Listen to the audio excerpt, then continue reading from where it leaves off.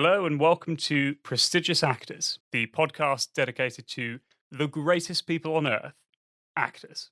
In this episode, we talk to the very prestigious actor, a man who historically has not disappointed audiences. He's starred in things such as the Juan Sheet Does Plenty ads. He's the corporate face of Dreamies, the treats cats crave. And he's also James Clinton in the spy action series, Russia. And that man is Gurbanguly Muhammadov. Thank you for joining us. Happy to be here. I'm sure you won't mind me saying, most of our listeners perhaps won't know of you, but they may recognise some of your work. Perhaps. But before we get into that, can I ask you, Gurbanguly Muhammadov, is that a stage name or is that your real name? I suppose when you've been in the business as long as I have, stage, screen and real life blend into one. What made you choose that name? I mean, it's quite an extraordinary name. It's sometimes you're just watching the news and a name sticks out and it sounds powerful. It's easy to recognise and no one else out there has a name like it. And it's not to be confused with the former brutal dictator of Turkmenistan, also named Gurbanguly Muhammadov. No. Gosh, there's two? Yes. He was the brutal dictator, the president of Turkmenistan. Oh, well then, yes, it is. It's a stage name, so it's not real. Yes. There's no relation. You're not related to him? No, my real name is Greg. Thank goodness. Well, to be honest with you, I'm a little bit relieved. Yes, yeah. Okay, so to actors just starting out, would you recommend choosing a stage name? Yes, yeah, it's always good. For me, going around being called Greg, I got a lot of comparisons to sausage rolls, steak bakes, cookies, donuts, that sort of thing. So it's better to pick a name that isn't something to do with a popular bakery. So moving on, so what did you do before becoming an actor? Well, I was a child, of course. I went to school, primary school first, then secondary, like most do. Played a bit of tennis. I meant for work. Oh, for work? Yes. I think I worked on Daddy's farm once. Like the former brutal dictator of Turkmenistan, the acting world can be a particularly brutal one. What made you want to enter the biz of show? For me, it was mainly the 3 Fs. Fame, fortune, I forget. I know there will be actors out there who will be wondering how to get themselves out there. What was it that you did when you first started? Yeah, I mean, I got to know people in the business. I worked hard. I played hard. I put myself out there. And, getting run over by a famous director really did help. Tell me about that first breakthrough role. Well, as most people know, my first real breakthrough was the stunt double for Joe Ferreira in the Juan Sheet Does Plenty advert. It's a bit of a iconic advert. The Juan Sheet stunt double? Yeah, that was me. I always thought that was Nicolas Cage that played Juan Sheet. Nicolas Cage? No, it's Joe Ferreira. Lovely guy. So what did the role of the Juan Sheet stunt double entail? Well, obviously he comes in, he woos the widow, and there's a point where it sort of zooms in on his bottom. I was a young guy. I came in. I was the bottom. So, forgive me for asking. I'm sure your bottom is very lovely, but why did it require a stunt double for just the bottom? Was there something wrong with Joe Ferreira's? Well, no. Look, the guy's not here to defend himself, and I don't want to speak badly of him or talk about him behind his back. But it's well known that the guy has piles. Piles, like hemorrhoids. Was there anything else on that advert that you did as the stunt double? Just the bottom stuff. There's a little jiggle in there for the ladies. Moving on to some of your other work. So you're currently the face of Dreamies, the treats cats crave. Yes, well, the corporate face, obviously, not the packet. That's a cat. Being an actor in today's world can take many forms. What made you decide to take the role with Dreamies? As I say, I knew that the big screen was my calling, and yeah, ideally I would have jumped straight into that next. But when Dreamies comes a calling, and at the end of the day, I've got bills like the normal schmuck. I had an end goal in mind, of course. I had something I was working towards eventually from Dreamies. You are, of course, referring to your role in the hit spy action series, Russia. The very same. So tell us about James Clinton. James Clinton. They flew us out to Russia to start filming. I remember landing in Budapest and just thinking, wow, beautiful place. Nothing like I've seen before. James. James is what a guy. He's charismatic, has a lot of empathy. He's an all-rounded guy. He's your classic action hero. But I think what really sold the film for fans was the fact that it's the first ever big action film to only be 7 minutes long. And fans really appreciated that. 7 minutes? 7 minutes, a world record. I mean, that's a very condensed film for cinema, if you don't mind me saying. We found that with a lot of our fan base, 7 minutes was about as much as they could handle. Is there a reason why? We cram a lot in. 7 minutes. Navalemsa. Could you give us a little flavour of James Clinton, perhaps?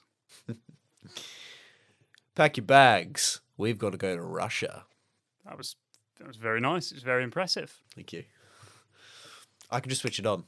You've just starred as James Clinton in the third Russia. Russia 3 is a groundbreaking film in that we explore a love interest that we've never gone for before. We break new boundaries, and we managed to fit it all in just 7 minutes. In the latest instalment, your love interest is the glamorous Lady Skidmark. James Clinton's love interest. I'm just an actor. Right. We're different people. Of course. So James Clinton's love interest, Lady Skidmark. What can you tell us about that character? Yeah, of course. So Lady Skidmark, played by the fantastic Samantha Brown. She's your classic damsel in distress, but she's got a gun strapped to her thigh. In the film, and I'm pretty sure this is in the trailer, so this isn't a spoiler for anyone that hasn't seen Russia 3, but Lady Skidmark, she's kidnapped, and you're sent off, or James Clinton sent off, on a quest to save her. What was it like filming with such a high-caliber actress? Samantha Brown, absolutely lovely. Great to work with. Unfortunately, there was always one diva in the room, and that had to be me. So there was a clash? Just your basic playground stuff, hair pulling, nipple twizzles, that sort of stuff. Now, the villain in Russia 3, tell us more about him. Yes. So, as fans will know, in the first film, Dr. Evil loses his PhD, so he's now just Mr. Evil, and we follow his quest to earn that title back. And who played Mr. Evil? Mr. Evil, played by the pantomime favourite Joe Swash. Is it true John Malkovich was approached to play Mr. Evil originally? He was originally cast, yes. So why was it that the role went to Joe Swash instead of John Malkovich? I think I heard it going around that he wasn't comfortable filming in Grimsby. Was there a reason? Grimsby. You can still see any of the Russia films on VHS or DVD. Are there any plans for a fourth instalment? Well, I can offer you maybe one word. Opera. Well, I'm sure our listeners will look out for that. Going back to your introduction, I billed you as an actor that historically hasn't disappointed. But there is, of course, one exception, isn't there? I'm not quite sure. I think I know what you're referring to. I am, of course, talking about your role in the Star Wabs franchise. Okay, yes, I knew this would come up. I mean, we don't have to if you don't want to. No, it was fine. It was early on in my career. We all make mistakes, do things we're not proud of. So tell us about your role in Star Wabs: A New Pope. And for those that have never heard of Star Wabs, it's the unauthorized version of Star Wars. I think what happened there was I was handed a script. I assumed there was a typo at the front. I read Star Wabs, assumed Star Wars. We start filming. I start noticing the budget is far too low for a film of that caliber. I'm cast in the role of Luke Skywalker. As opposed to Skywalker. Skywalker, yeah. I'm filming alongside a fellow called Girth Vader. As opposed to Darth Vader. With his lightsaber. Started to notice some of the holes, shall we say. Okay, so moving back to Gurbanguly the actor, what's your method, would you say? Well, as I'm sure you all know, I'm very famous for not believing in scripts. I believe the best performance comes from the heart, the brain and the soul. You don't need words on paper. So you don't learn scripts. You refuse to. Absolutely not. And if a director has a problem with it, the film's not right for me. If you had to liken yourself to a fellow actor, who would you choose? Of course, yeah. I mean, there's a couple. There's Drew Barrymore. There's David Suchet, Margot Robbie, Rob Brydon, Ice Cube, Kevin Hart, Dwayne "The Rock" Johnson, Vin Diesel, Kurt Russell, Bruce Willis, Wesley Snipes. Any more? Cillian Murphy, of course. Helen Mirren, Robert Downey Jr., Chris Evans, the other Chris Evans, Paul Rudd, Boris Johnson. Just so many to name. Okay. I'd like to ask you a question for the aspiring actors listening, all 7 of them. What advice would you give to them just starting out in the biz of show? Just off the top of my head, don't get salad dressing on the stage curtain. I have a set of quickfire questions to ask you. Are you okay with that? Yeah, just keep them clean. I'll try. So first question. Actor for theatre, TV or film? Film. Tinseltown or London Town? Lazy Town. Favourite work of all time? Schindler's List, the sequel to Schindler's List. Which actor do you most aspire to?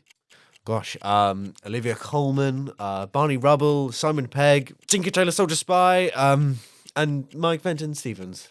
Most enjoyable actor that you've worked with? Barbara Windsor. Most loathsome you've worked with? I'm afraid to say also Barbara Windsor. In a sentence, why? Let's just say she's thrown me out of more than one pub. Okay, thank you, Gurbanguly. Now finally, before you go, I'd like to ask you to nominate an actor, the first actor, to the prestigious Actors Hall of Fame. Which actor would you like to nominate and why? Well, when you asked me on the show, I wrestled with that question for quite a while. And I went back and forth, but to be honest, at the end of the day, there's only one man for the job. It's Dan Richardson, most commonly known as the face of the PPI adverts. The PPI adverts of Gladstone Brooks? Yes, the very same. Robbed of an Oscar, I say. Okay, Dan Richardson it is. Congratulations, Dan.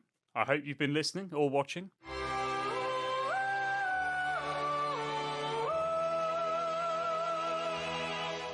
Gurbanguly, you've been a terrific guest. Before I send you back out there into the cold world of showbiz, is there any projects that you're working on that you've got lined up?